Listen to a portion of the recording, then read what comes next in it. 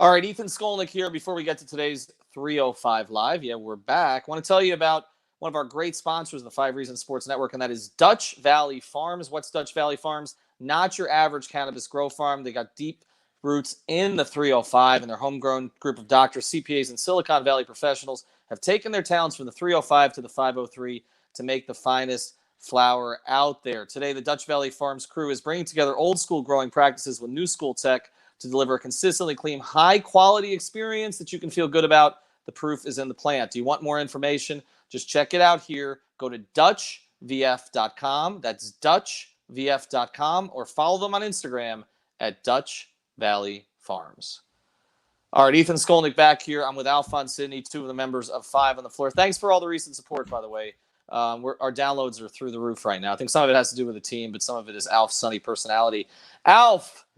Thank you for joining me. Before the Heat play Toronto in Toronto, let's get to the big news. We'll get to the big news in a second on who's active. But first, the starting lineup tonight, which is the starting lineup that's been out there recently. So no changes to it. Kendrick Nunn named Player of the Month today. Rookie of the Month today for the first month and change of the season. Actually beat out his cohort Tyler Hero, for the Eastern Conference. But other than that, the big news today, other than the starting lineup, which is the same. So we basically got Duncan Robinson, Kendrick Nunn, Jimmy Butler, Myers Leonard, and Bam Adebayo. So same starting lineup. Before we get to who's coming off the bench or may come off the bench, are you surprised that Erik went with the same starting lineup today? I mean, not really. If it ain't broke, don't fix it. I know there's things that we want to see as pundits, fans, whatever you want to call it. I think a more defensive lineup would work better against the Raptors. I think we talked about that the last podcast we did. But at the end of the day, right now, they're 14-5 with this starting lineup. I mean, the starting lineup is lost 2 games? Yeah, I think so. or 2 games or 1 game. Actually, one of the games they lost, Jimmy Butler didn't start. So this starting lineup, I believe, has only lost 1 game. Mm-hmm. So I'm not really sure, you can walk into that locker room and say, hey, guys, we're going to switch it up. This hasn't been working, because it has been working. I think tonight is going to be you're going to see it tonight. I don't think this starting lineup is going to start well against the Raptors. I don't think there's enough defense out there, even with Jimmy and Bam. And I just think the guys that you're relying on in that starting lineup on the road against a tough Eastern Conference opponent, a really good defensive team, I don't see it working out very well. Yeah, look, I'm not stunned because Erik doesn't like to break routine unless he's forced to, right? So you mentioned it. They've been winning, so why make a change right now? It's not like you're in the playoffs where he's forced to make a change. And even at times in the playoffs, Erik has been slow to make changes. I mean, go back to the 2011 finals where J.J. Barea was inserted by Rick Carlisle before Erik inserted Mario Chalmers, right? It wasn't until Game 6, and Rio played great, but it was too late because he was playing Mike Bibby through those first 5 games. So there have been situations where it's like... Why did you remind me? Well, I'm sorry, but look, Erik doesn't like me reminding anybody either. But the thing is, look, he's been somewhat slow, but in this case, there's no reason not to be slow because, like you said, they haven't been losing, and it's an early season game against, yes, a very good opponent in their conference, but nothing's going to be decided tonight. But let's get to the bench here. Now, if Kendrick is starting, Nekias Duncan thought Justice should have started tonight. Get Kendrick Nunn used to playing off the bench with Goran Dragic, but they may not have plans to ever put Kendrick Nunn on the bench. And if that's the case, then I understand them keeping him in. But the big story tonight is, and we've waited long enough, Dion Waiters is active. Not necessarily by choice, but by necessity, because there's no Goran Dragic tonight. So if you look at the bench backcourt, Tyler Hero is going to get a ton of minutes, you would assume, right? And you know, the way he's playing lately, he should. Now, I know that Heat fans are going to default to Dion Waiters getting minutes tonight because there's no Goran Dragic. I wouldn't be stunned if Derrick Jones Jr. is the guy who gets minutes tonight.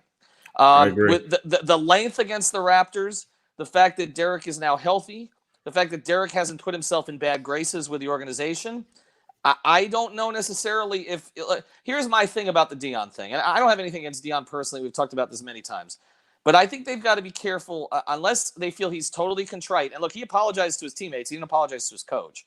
Unless they feel he's totally contrite and is totally bought into this thing, when you have the culture that they've – and I'm going to use the word – that they've developed so far this season, I don't know what it says if you just put Dion in because, oh, we need you now. Like, okay, we don't have Goran. We need you now. I think it's more likely, and particularly in this matchup, that Tyler Hero sops up those minutes off the bench. They've still got Justice coming in off the bench, and they go a little bit bigger and play Derrick Jones Jr.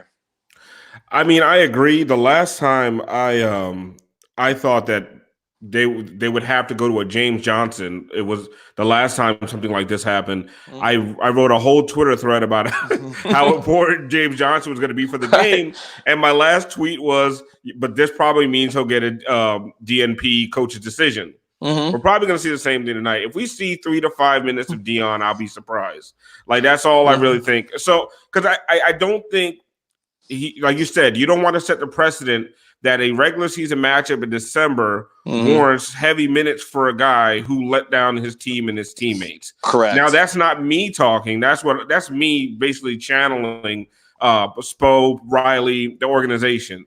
Now, would I play Dion? I probably would, because I've always said that they could use the scoring punch off the bench. And if Goran's not going to be there, now's as good a time as any. Because I do think this game is kind of important as an early December game can actually be. I don't know. Look, I mean, I do think you've put but here, look, when we had the whole conversation about the Philly game, right? I agreed with you that Alex is putting too much emphasis on it, reading too much into it when it's one regular season game. I think what's been established here so far this season is that the top of the East is better than we expected. If you look at the East and the West, the top 8 teams in the East and the West, because of what's happened to Golden State, because of no Zion in New Orleans, right? Because of what's happened to the Spurs, you've had a bunch of teams in the Western Conference that we thought were going to be pretty competitive, plus 500 teams that are not, right? So you don't have those. So now you look at the East and the West. I mean, the 7th seed in the West is below 500 right now. Look at the Eastern Conference. Yes, there's some garbage. The Knicks, the Cavs, the Hawks have been garbage so far, right? Okay, Charlotte's garbage. But they're the top 6 teams in the East. Indiana weathered the Oladipo thing and is playing great. I mean, really playing well right now. Toronto has been terrific without Kawhi. You can see what their development program does. Philly is as advertised. Boston is as good or better than advertised. Milwaukee hasn't missed a beat from losing Brogdon, right? They're as good or better than advertised. The Eastern Conference, I've never said this in a long time, is a bitch. Like the top 5 or 6 is really competitive. Well, and that's kind of like the reason that I think. Oh, sorry. Sorry, I got a call. But that's I mean, it happens. That's why we use laptops, Ethan. Come on. Well, it is. You never you never know what attorneys try to get their money at this stage. It's not Seltzer Mayberg. But from either of us. But look, sorry, I shouldn't have said that. But listen, he's probably watching.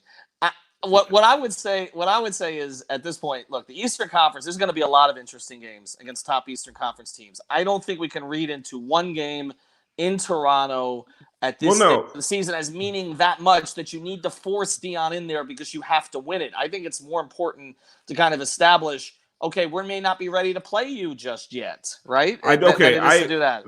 I agree on the Dion part of it, but what if I was going to say a game was important in December, the reason why I do point to this game a little bit, because there's no excuses built in. I don't want to hear, you're missing Goran off the bench, but that's one guy. You're not missing a starter.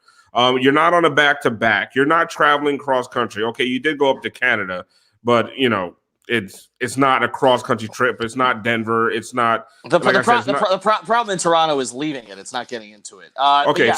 It's not the second night of the back. So like I'm saying, there's no built-in excuse for this game. If you lose this game, you just lost it. There's no couching it. There's no excuse making after this one. That's why today I think it's a good test. Now, is it a season-defining game? So is tomorrow, though. Right? And look, I mean, they may need. No, I got an excuse for that one. I got a second night of a back-to-back. Okay, but maybe so I got excuses. But Alf, maybe that's the game that they need, Dion. I don't know. I mean, they're gonna need more bodies to get these back-to-backs. I don't know why it is, but for some reason they're playing all the good opponents on back-to-backs. They've got an LA Dallas coming up. Okay, which the Mavericks. I mean, Doncic's maybe the best player in the league right now.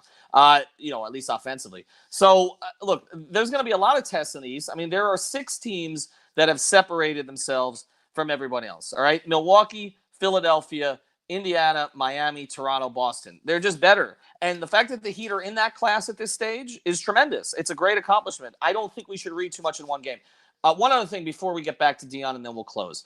Goran Dragic, just was put on Twitter today. He has been their blank most important player this season so far.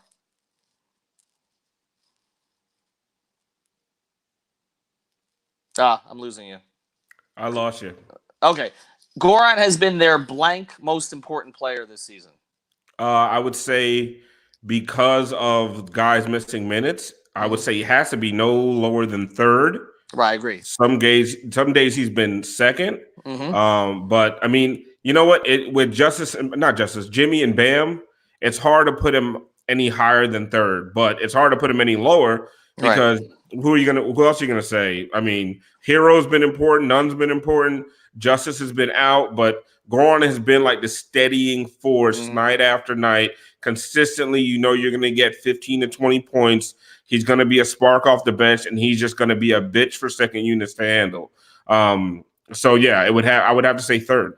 Yeah, I think he's third. And there have been certain games they don't stay in them without him. Like they just don't. Like I mean, the other night, like that. Everybody talks about what Jimmy did down the stretch, but like if Goran doesn't score for them in that first half, they're totally out of that game. He's been absolutely critical. I just keep thinking if Mark Cuban had wanted him, which he didn't, I mean, what would Dallas look like right now on offensively? Oh my God! Right. I mean, my God. But anyway, all right, back to Dion. Before we go, let's make predictions. Minutes tonight, over or under 8 minutes tonight for Dion Waiters? You said 8 minutes? Yes. I'm saying under. Me too. I see him a few spot minutes in the second quarter. If he plays well, maybe the end of the third, middle of the fourth, but I don't see it going 8 minutes. Even sounds like a way too high for me. Yeah, I don't think it's going to be 8 minutes either. And with that being said, he'll play 28 and score 18, and we'll look like idiots. All right, check out DutchVF.com. As our friend Oliver Stewart there just posted, the proof is in the plant. DutchVF.com. Please support our sponsors. Really, that's our lifeblood here. And I got a bar behind me that I got to stock. So anyway, and lawyers, and that too. One contributes to the other. Have a good night. See you.